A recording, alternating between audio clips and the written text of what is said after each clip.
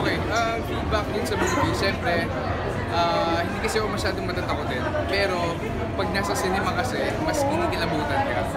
Siyempre siguro nadadala na din yung sound effects, tapos yung mga tao sa paligid mo, pag nagugulat, medyo nagugulat na rin talaga.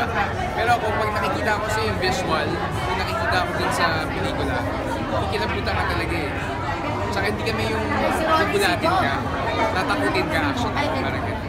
So, ayun.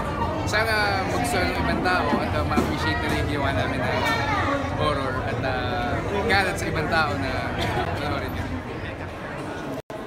Siyempre, after seeing the film, sobrang saya kasi number 1 yung role ko magandang exposure.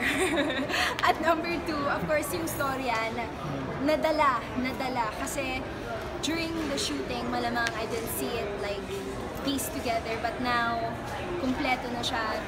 And I don't think it could have been done any better. So very happy and overwhelmed. Okay, why do you think should people watch the film series? Of course, kung gusto yung matakot, barkada film, family film, pang-couple, lahat. Solo, kung gusto mag-solo, okay lang. And the mga Pinoy mahilig sa horror and magandang panahon to watch December 25 to January 7 during the whole film festival.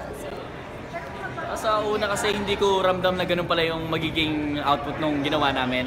Yun, sobrang blessed ko na sa unang pelikula namin is maganda yung naging resulta. Especially ang director namin si Direk Eric. Maraming salamat po at sana manood kayo na sila. Sobrang saya kasi ngayon ko lang nakita yung first pelikula ko, nakita ko sa big screen yung mukha ko. Sobrang saya at saka nagpapasalamat po ako sa mga nandito ngayon, sa mga dumalo ngayon.